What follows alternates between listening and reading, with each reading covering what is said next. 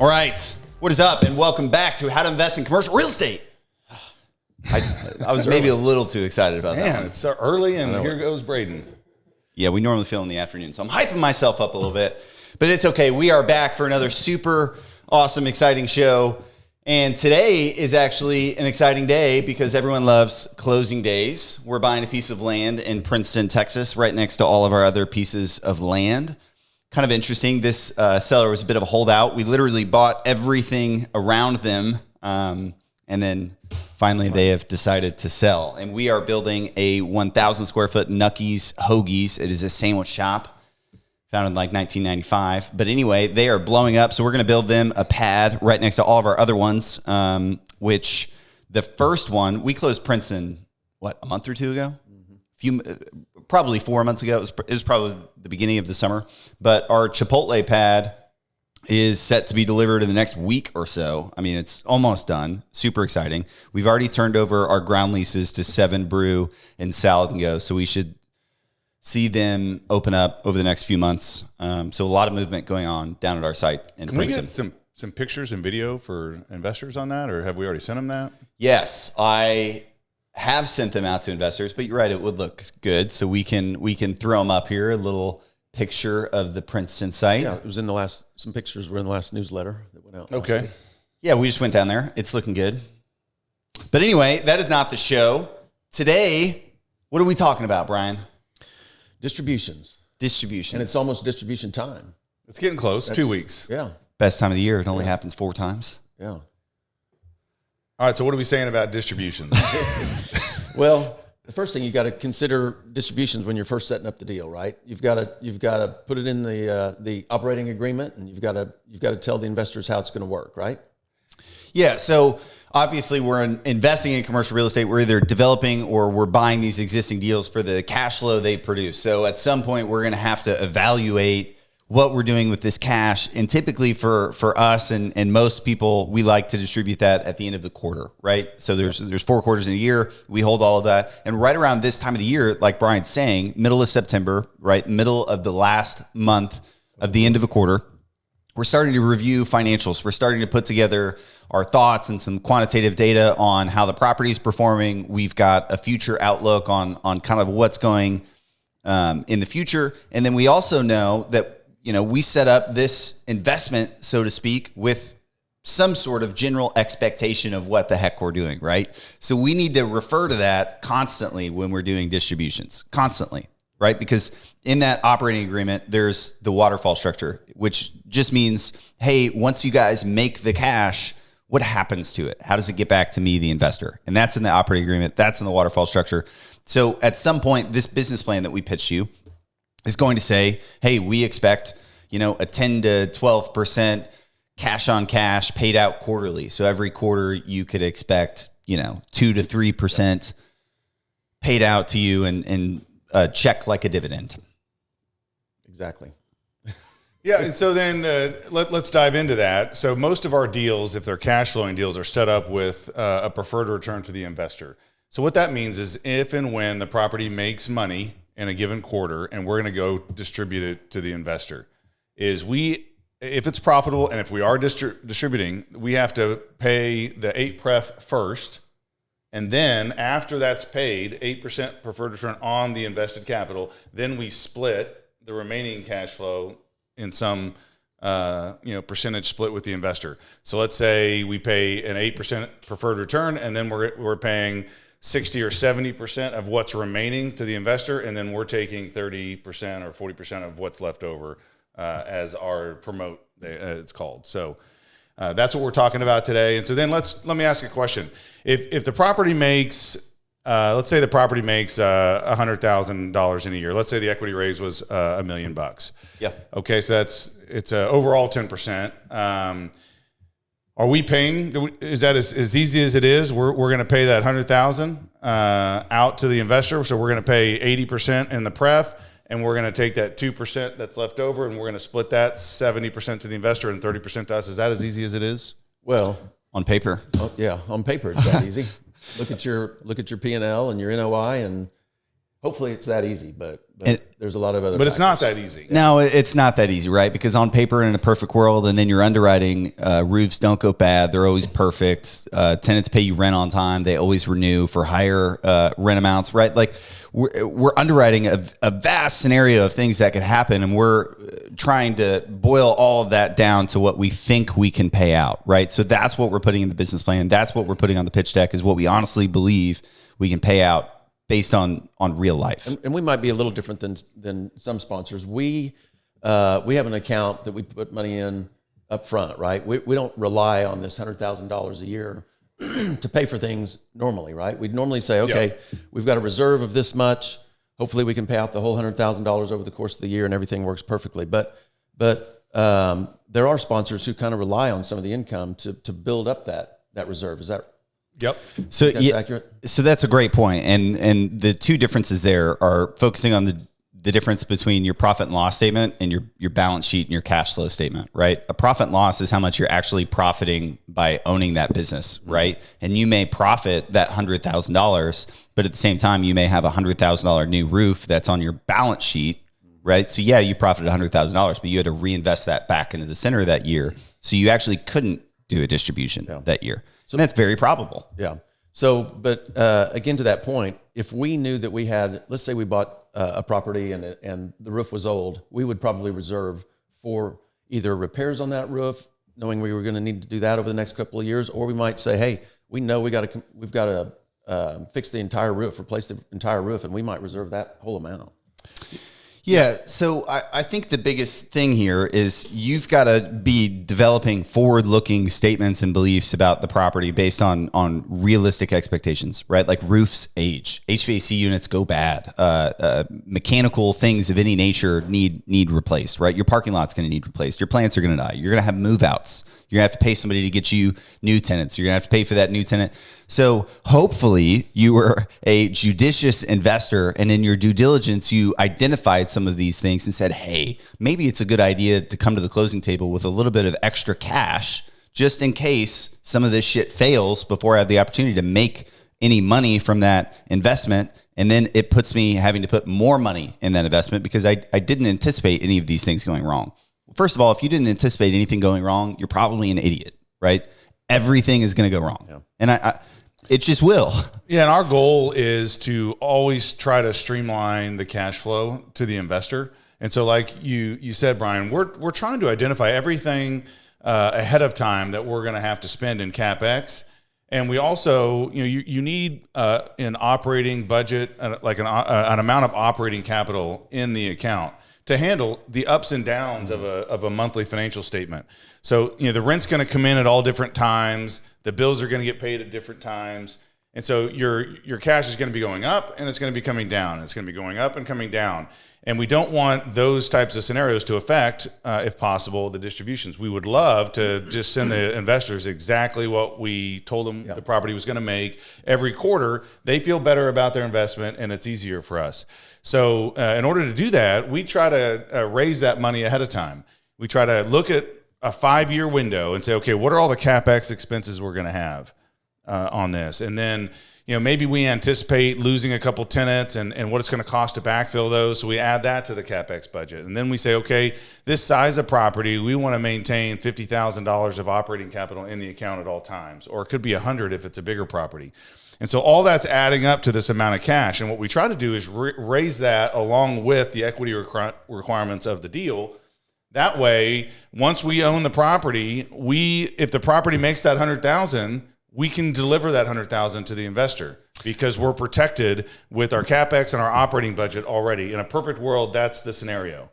Yeah. So more specifically, right? You can make that $100,000 on the balance sheet. You can have you can make that $100,000 on your profit and loss statement. You profited $100,000, but on your balance sheet, you still had the same problems, right? Your HVAC units went out. You had to do some roof maintenance, whatever it was. So you had maybe $50,000 of stuff go wrong that needed repaired. But because you thought of that, right? You had that money in cash and savings in your rainy day fund, whatever you want to call it. You can afford to reinvest back into the property on your balance sheet, on your cash flow statement, right? And still distribute that $100,000 profit because you actually profited that $100,000 and you were smart enough to know that something was going to require an investment to continue this cash flow. Like your money machine requires maintenance. Yeah.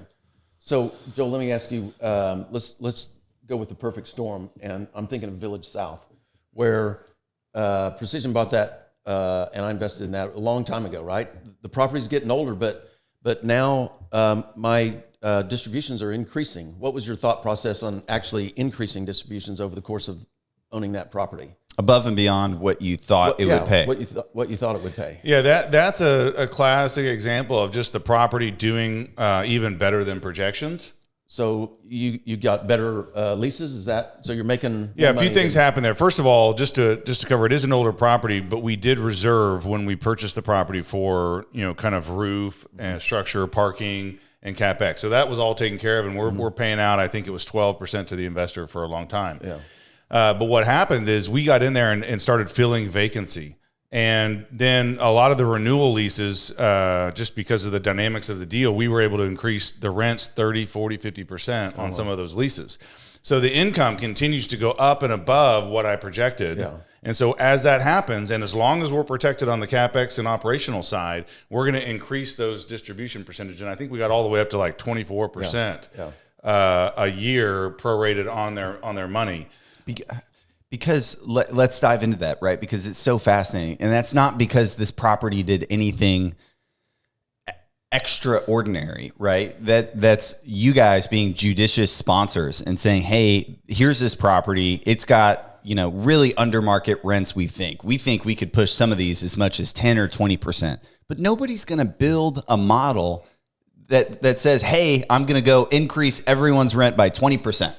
Yeah. Like that's probably a very aggressive assumption that you can do that. Yeah. So any good real estate investor at this point is saying, okay, I see upside here, but let's look at the downside. Maybe I can't fill all of that rent. Maybe I can't raise rent that much. Maybe I can't fill the vacancy as fast as I thought. What if I just put 3, 4, 5% income growth on my model? What would that do? Okay, that would look good. It'd give me 12, 13%. That's all you need. You've identified room for upside. And then on the tail end of that, right? When you're negotiating these leases, you have to get rent growth. You have to fill vacancies. If you only have to get 3% rent growth, you're not going to your tenant and just asking for 3%, right? Yeah. You're going and asking for whatever you can. If it's 10, maximizing. If it's 20, if it's 25, if it's 50, you could double somebody's rent if you could, right? You would.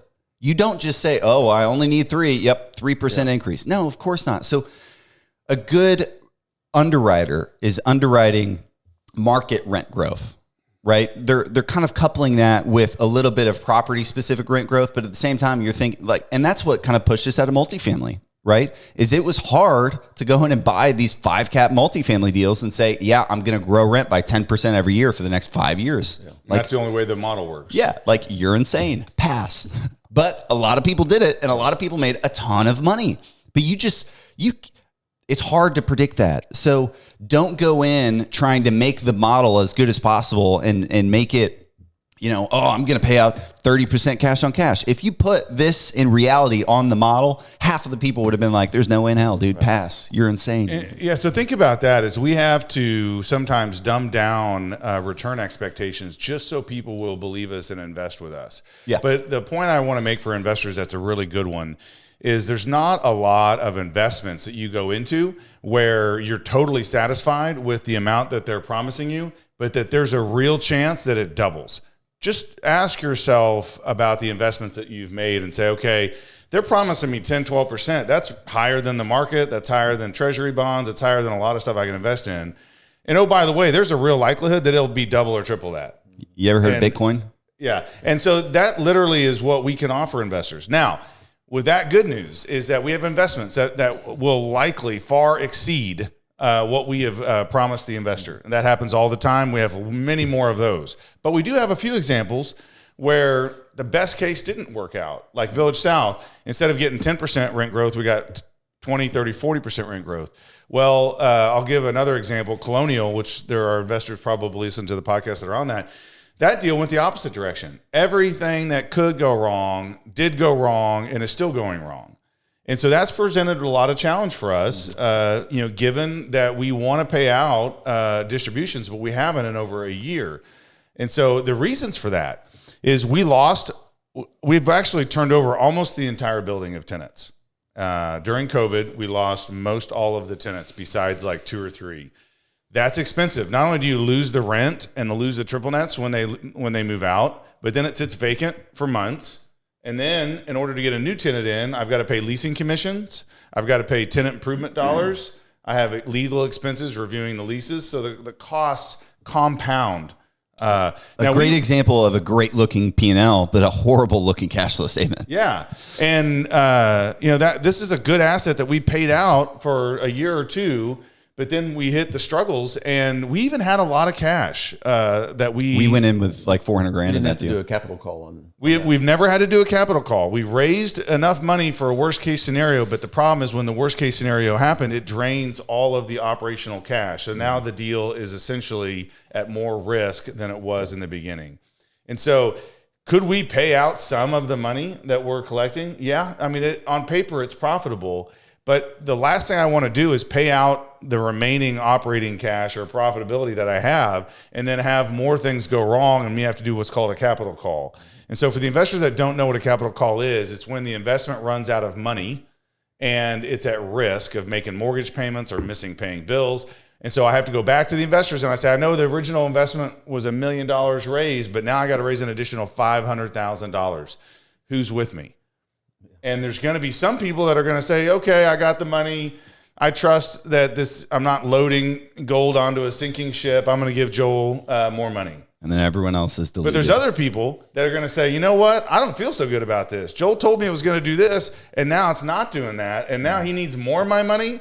Like, I don't want to get more involved in one of the worst assets they have. I want to get involved in one of the better assets they have. Yeah. And so if they say no, now what you have is you've got a dilution of ownership of anybody that doesn't want to participate. So now they're going to get less by really no fault of their own. And anybody that sends in more money is going to get a bigger share of the deal because now the overall capital is $1.5 million.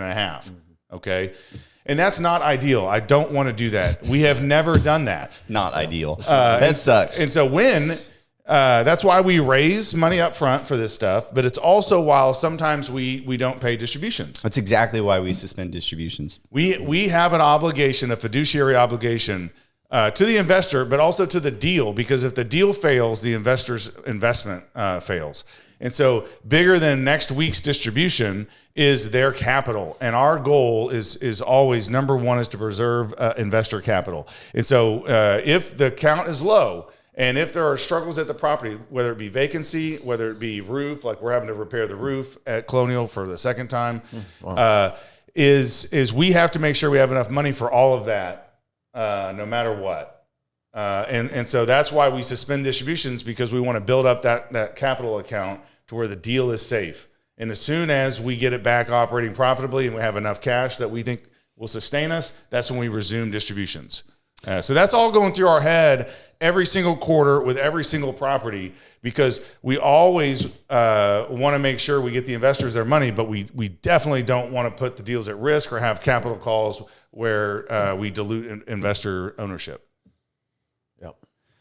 The biggest thing is there's always something on the horizon. It's identifying what's next on the horizon and maybe how far it is away, because there's always something there. Like the roof is 10 years old. The HVAC units, we've gone over this list so many times now, but I'm trying to get the point in. Tenants. How many leases do you have rolling in the next 1 or 2 years? Exactly. There's always something. So you want to try to meet your return expectation, but you always want to acknowledge what's on the horizon and what's coming, right? And if people were just naturally good at this, they would inherently have more money. So it takes a specific person, a financially disciplined person, to be able to say, yeah, we made hundreds of thousands of dollars this year. We can't pay out anything. Yeah, and I'll give us one example to close the show. So I've mentioned my struggles investing online with third-party sponsors before. It was a good learning experience. I thought, well, man, I'm making money for my investors. These guys are bigger. They have more experience. They're more professional. They're online raising money. Surely they're going to do a better job than I do. Mm-hmm. I'm nobody from Oklahoma. And one of the deals particularly was a hotel deal. It was kind of 2 or 3 hotels in like Colorado Springs. I'm thinking Colorado's a great market. Put a bunch of money in. The first distribution came out fine. They paid a decent amount. And then COVID hit, and the hotels kind of shut down there for a little while. And what was amazing to me is literally the very first quarter after COVID hit, they're doing a capital call. Oh, wow. And so they didn't have enough money for a rainy day. They paid out distributions the couple quarters before, and then all of a sudden they're out of money. And that's a terrible situation to be in. And it didn't give me confidence that they were financially astute enough to manage that investment. Now, have they lost my initial investment? No. The hotels are hanging on. They're doing fine. They're not paying a distribution right now. But it was just that they did a capital call, not just to suspend distributions, but they did a capital call. Immediate means they didn't have any savings for a rainy day or even a rainy few weeks. So anyway, that's a big part of our business. And so when you guys invest with us, know that we're doing everything we can. Number one, to protect your original investment. We never want to lose money. The second thing is we want to maximize those distributions, but we want to do it in the safest way possible, that we don't put the deal at risk or risk doing a capital call that could dilute some investors' ownership and leave them with a bad taste in our mouth. So, great point. Yep. Really quick, did you do the capital call? When? Oh, no, I didn't do it. Oh. And this, for the same reason I think investors shouldn't do it when I ask for the capital call. You better not do one. Is that, hey, why didn't you have enough money ahead of time to deal with this problem? And what makes me think that you're going to figure this out if we just give you a little bit more money? Because I could just give them a little bit more money, and then the next quarter or two, they're like, yeah, we're out of money again. So it just didn't give me confidence. I'm not saying there's not ever a situation where you wouldn't do a capital call. We're going to try not to do it with our investors. Of course, there may be a scenario in the future that it just mandates it. But we're working really hard to not do that. And hopefully we don't. Agree. All right. So that's all on how do we determine distributions. All righty, guys. Well, we will see you next week on how to invest in commercial real estate. All right.